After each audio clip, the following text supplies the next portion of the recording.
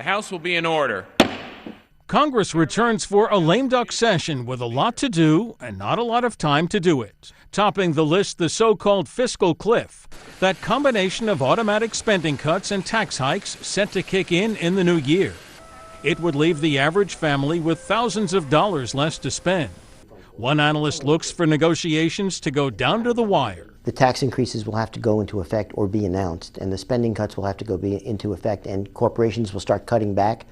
And suddenly, I mean, within minutes of this occurring, January 3rd, for example, the politics will all change. The president is demanding that any deal include an increase in taxes paid by the very wealthy, while Speaker John Boehner says eliminating tax loopholes is the way to raise revenue, not by hiking taxes.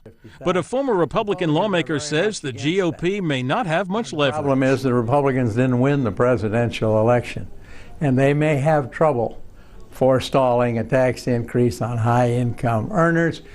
Their only recourse may be to negotiate on how high the income is before you get a different kind of tax rate. But overhauling the tax code takes months, not weeks, so the two sides could agree to kick the can down the road. Everyone agrees we have these entitlement problems. We have a broken tax code. Those need to get fixed. But if the Republicans and the president can come together and say, we'll fix them in 2013 and not let them derail us for now, I think the markets will be happy with that.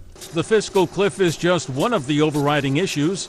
More money may be needed to help with the recovery from Superstorm Sandy.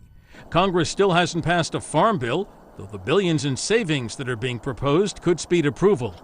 And doctors that treat Medicare patients will see their payments cut by 27% if Congress doesn't act. Ultimately, the calendar may determine what gets done and what gets kicked to the next Congress. Jerry Bodlander, Associated Press, Washington.